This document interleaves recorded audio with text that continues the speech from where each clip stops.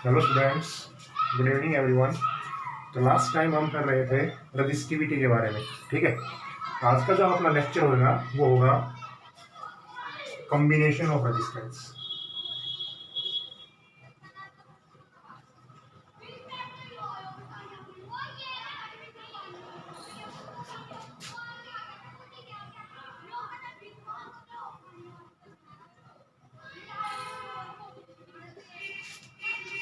ठीक है, आज का जो अपना लेक्चर होगा वो किस पे होगा? Combination of resistance. देखिए, रेजिस्टेंस को हम दो तरह से कंबाइन कर सकते हैं।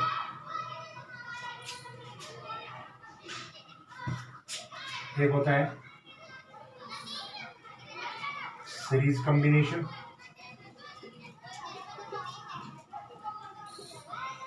और एक होता है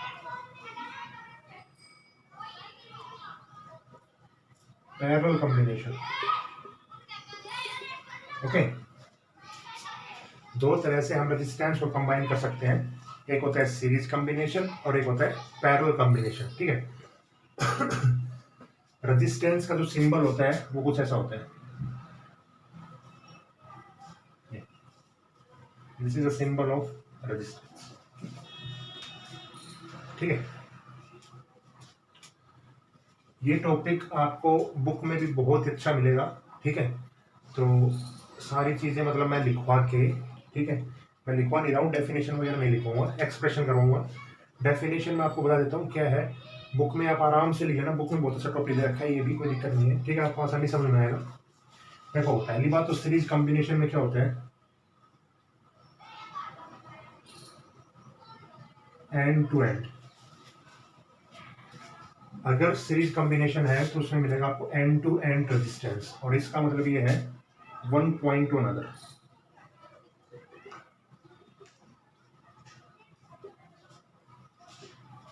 वन पॉइंट टू अनदर, इसका मतलब क्या है? देखो, सीरीज कॉम्बिनेशन के अंदर हमेशा आप ये ध्यान रखो, करंट तो सेम फ्लो करेगा, और जो पोटेंशियल डिफरेंस है वो होगा डिफरेंट।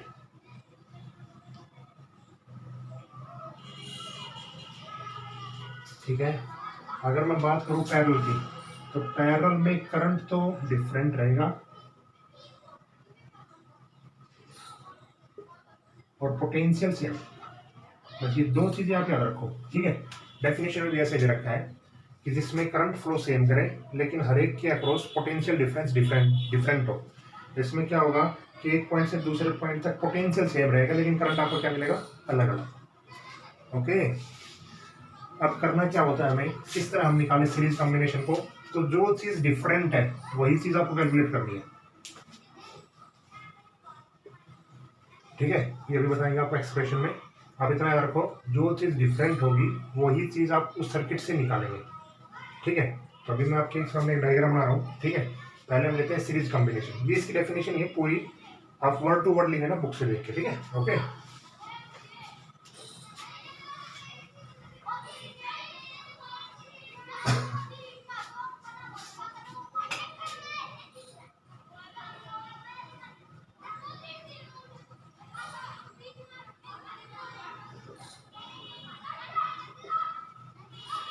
अपना काम है सीरीज कॉम्बिनेशन।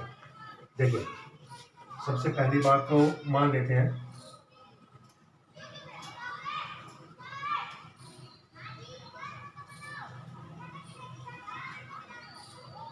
इस तरह हमने एक सर्किट बनाया। ठीक है, इस सर्किट में जो ऊपर दिख रहे हैं वो आपको रेजिस्टेंस है। अभी बता दें सिंबल, तीन रेजिस्टेंस मान लिया, आप कितने ही मान सकते हो, कोई दिक्कत नहीं। ठीक है, तीन रेजिस्टेंस मैंने मान लिया, R1, R2 एंड R3। ये बैटरी है और बैटरी के अंदर होता है पोटेंशियल, और उसका पोटेंशियल है V। ठीक है, तो इसके अक्रॉस आप लिखेंगे तो V1, इसके अक्रॉस क्या होगा? V2, इसके अक्रॉस क्या होगा? V3। करंट क्या करेगा? I फ्लो, और सेम करंट यहाँ आएगा। अभी बता दें मैंने आपको कि सीरीज कॉम्बिनेशन के अंदर करंट तो क्या कहता है? सेम, और पोटेंशियल क्या रहता है? डिफरेंट।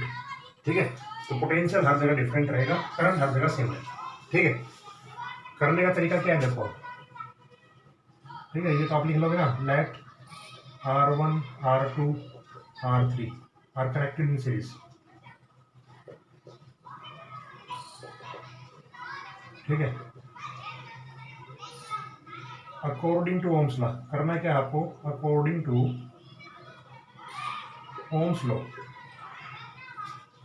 ठीक है, ओम्स लॉ लगाना है बस बेसिक। ओम्स लॉ क्या कहता है, V इज इक्वल टू क्या होता है, कल पढ़ा था हम पर 2-3 दिन पहले, V इज इक्वल टू होता है IR, इसको मैं लिख रहा हूँ IRS, S का मतलब सीरीज वाला कर रहे हैं, ठीक है, V is equal to IRS, मतलब यहाँ पे जो पोटेंशियल है V is equal to IRS, ठीक है।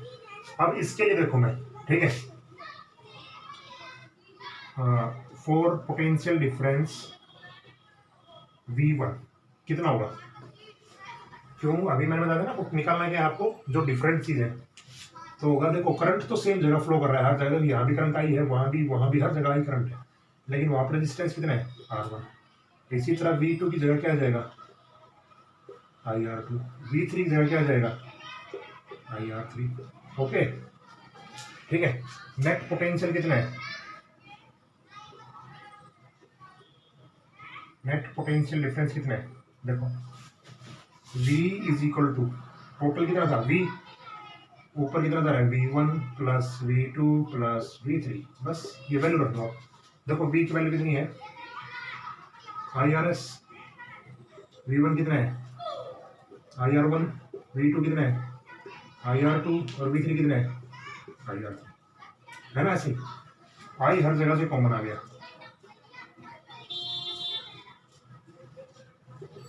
अंदर क्या बच गया R1 plus R2 plus I से I क्या हो गया कैंसिल, रेजिस्टेंस कितना बच गया,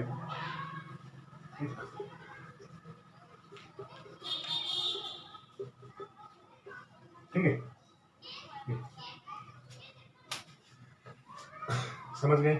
तो सीरीज कॉम्बिनेशन के अंदर, ठीक है, रेजिस्टेंस का फॉर्मूला क्या बनेगा R1 plus R2 plus R3। इसका मतलब क्या है, अब मैं यहीं से एक चीज बता देता हूँ आपको, जैसे ये 3 ओम दे रखा हो, ये 5 ओम दे रखा हो, ये 2 ओम दे रखा हो, तो आपसे पूछना है कि रेजिस्टेंस कितना है, तो कितना रेजिस्टेंस बताओगे आप, तो यहाँ का रेजिस्टेंस है 10, भाई R1 plus R2 plus R3, समझ गए ना, ठीक है।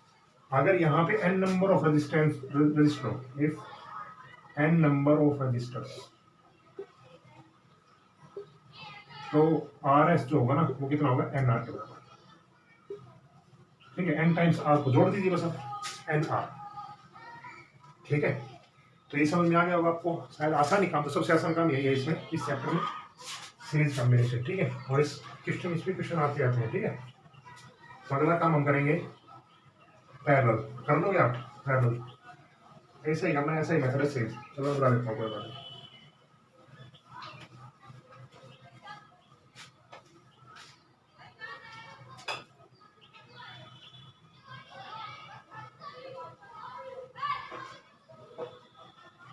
पैरेलल, देखो पैरेलल में क्या करेंगे, कुछ नहीं करना, पैरेलल में आपको एक पॉइंट से दूसरा पॉइंट कनेक्ट करना है, देखो मैं बताता हूँ किस तरह कनेक्ट करेंगे।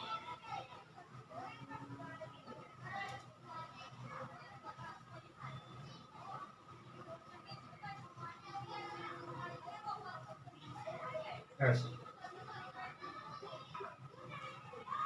ठीक है, मतलब वो तो एक लाइन में आपको जोड़ने हैं, ये ऊपर नीचे इस तरह जुड़ेंगे, ठीक है। तो यहां से आप देखेंगे V, तो अभी मैंने बताया था आपको हर जगह V कैसा रहेगा सेम, बताया ना आपको पैरेलल कॉम्बिनेशन में पोटेंशियल कैसा रहेगा सेम, ठीक है। इसका रेजिस्टेंस आप मान लो किसी का, मान लो जैसे R1 R2 R3, ठीक है, वही काम कर रहे हैं तीन रेजिस्टेंस को जोड़ के, ठीक है। करंट फ्लो किया यहाँ पे आई, ठीक है। अब आप देखिए यहाँ पे एक चीज, जब यहां से करंट जाएगा तो कितने हिस्सों में बटेगा, कुछ करंट यहाँ चला जाएगा, कुछ करंट यहाँ चला जाएगा, कुछ करंट यहाँ चला जाएगा ना, ऐसे 3 रास्ते हैं इसके पास। तो हम क्या माने, हमें क्या पता कि भाई एक रास्ते में जाएगा करंट, तो हम ये मान के चलते हैं कि तीनों रास्तों में कुछ ना कुछ करंट जा सकता है, ठीक है। तो मान लेते हैं यहाँ पे गया I3, यहाँ पे गया I2, यहाँ पे गया, ठीक, बस कुछ नहीं करना, वही काम करना है। दोबारा देखो, late R1 R2 R3 are connected in parallel, ठीक है, इसमें कट करेंगे हम पैरेलल में, ठीक है। उसके बाद हम क्या करेंगे इसमें, देखो according to Ohm's law,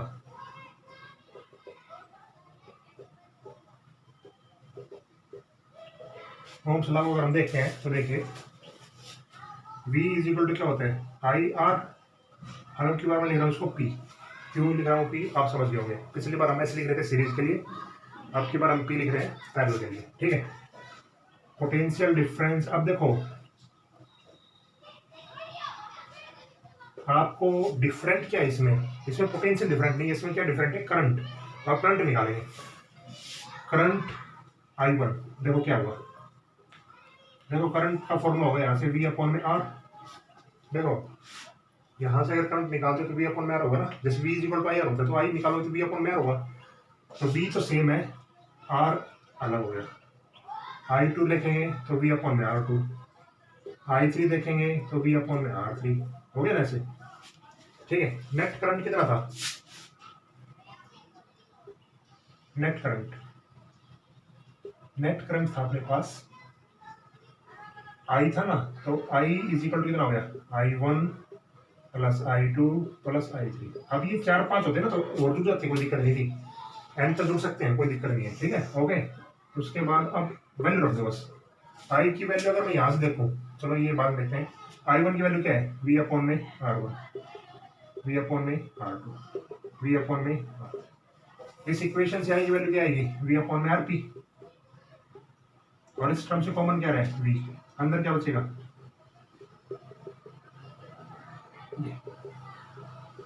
V से V क्या हो गया कैंसिल, इसका मतलब रिजल्ट अपने पास क्या आ गया, 1 upon RP is equal to 1 upon R1 plus 1 upon R2 plus 1 upon,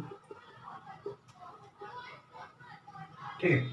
this is parallel combination of resistance, समझ में आ गया होगा आराम से, कोई दिक्कत नहीं होगी, ठीक है ना। अब अगर हम यहाँ पे एन रजिस्टर जोड़ दें, if there are N resistors, तो आरपी का जो फॉर्मूला बनेगा ना वो बनेगा आर अपॉन में एन, ये ध्यान रखना बस, क्या बनेगा आर अपॉन में, देखो उस केस में क्या था एन आर, ठीक है। यहाँ पे आप जोड़ोगे तो एन अपॉन में आर आ जाएगा, लेकिन 1 अपॉन आरपी है तो आरपी अगर लिखेंगे तो आर अपॉन में एन आ जाएगा, ठीक है। तो this is series and this is parallel, एक न्यूमेरिकल कर लेते हैं ताकि आपको पता चल जाए इसमें होता क्या है।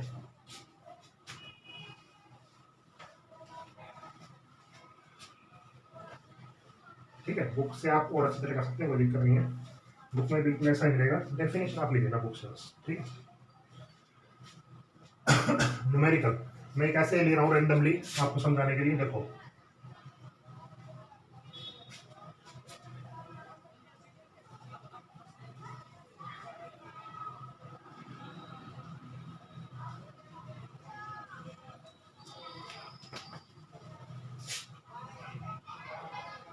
थोड़ा सा मैं उसको डिफिकल्ट कर रहा हूँ, ठीक है। आप अभी ये सोचो कि मैंने इसको क्या कर दिया, ठीक है।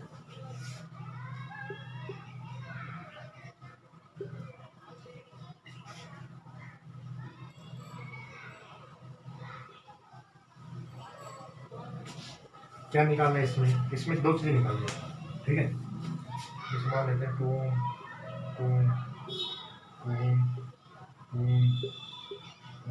साढ़े 2 ओम रेजिस्टेंस, ठीक है। Calculate net resistance and current, मतलब आपसे ये पूछा गया है कि सर्किट के अंदर रेजिस्टेंस और करंट कितना है। देखिए सुनिए, समझने की कोशिश कीजिए आप, पहले सर्किट में आप देखेंगे सीरीज और पैरेलल कंडीशन क्या क्या है। आप इस तरह डायग्राम देख रहे हो, देखो मैं यहां से चलूं, यहां से तो कितने रास्ते आगे करंट के लिए, 2 रास्ते, इसका मतलब ये दोनों तो पैरेलल में हो गए, ठीक है। मतलब क्या है, एक ये और एक ये दोनों तो पैरेलल में हो गए, कोई दिक्कत नहीं है, आगे बढ़ाओ। एक लाइन में जो है ना उसको चेक करो, इसमें चलो आप, यहाँ पे कोई करंट अलग पार्ट में चल रहा है, नहीं चल रहा, यहाँ तक देखो, यहाँ से लेके ऊपर तक सारे किस में है, एक लाइन में है ना। करंट मतलब करंट को चलने के लिए और कोई रास्ता है, कोई रास्ता नहीं, ये एक रास्ता है बस, इसका मतलब एक रास्ता होता है तो सेम रास्ता, और वो सेम रास्ता मतलब रेजिस्टेंस इन सीरीज। तो अगर मैं इसका डायग्राम बनाऊँ इक्विवेलेंट, तो ये बढ़ेगा।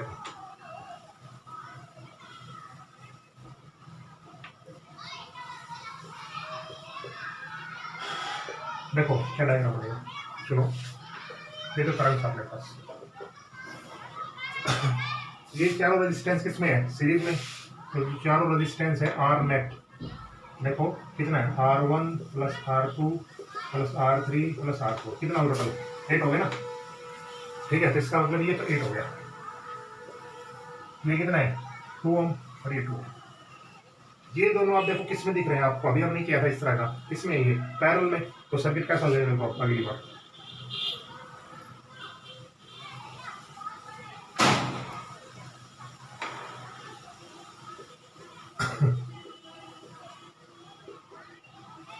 बताइए ऐसा होगा या नहीं। देखो इसको आप जोड़ेंगे तो 1/RP, ये जैसे आप RS ले लो, कोई दिक्कत नहीं है, 1/RP, 1/R1 प्लस 1/R2, तो आधा प्लस आधा कितना हो गया 1। तो इसको आप उल्टा करेंगे तो भी 1 गिरेगा, तो 1। अब ये दोनों किस में है, पैरेलल में। इसका मतलब R नेट कितना आ गया 1/1 प्लस 1/, पैरेलल में हम देख रहे हैं ना, तो साफ साफ इस तरफ क्या हमने, ठीक है। तो यहाँ से देखो आप कितना आएगा 8, इसका एलसीएम आ गया 9/8 आ गया, ठीक है। ये 1/, में आएगा, ठीक है। तभी आप सोचो पैरेलल का ना 1/, में, ठीक है। तो R जो नेट आएगा ना वो अपने पास आएगा 8/9, ठीक है। करंट का फॉर्मूला देखो, दूसरी चीज देखो, ये तो आ गया अपने पास रेजिस्टेंस। अब आपको क्या निकालना है, करंट। करंट का फॉर्मूला क्या होता है, V/R नेट, जो आपने निकाला अभी। तो V कितना था 6, और ये कितना है 8/9, तो 6 × 9/8 कितना हो गया, ये 3 4 27/4। इसका मतलब 4 6 6 और 3 4 7, इतना मतलब इतना आएगा, ये इतना करंट इसके अंदर फ्लो करेगा, ठीक है। मतलब ये मैंने अच्छा सा क्वेश्चन दिया था, बुक में इससे आसान मिलेंगे सारे क्वेश्चन आपको, ठीक है। आप इनको ट्राई करना, नहीं आए तो मुझे पूछ लेना, कोई दिक्कत नहीं है, ठीक है। लेकिन आपको होमवर्क अच्छी तरह करना है बेटे। Okay students, good luck.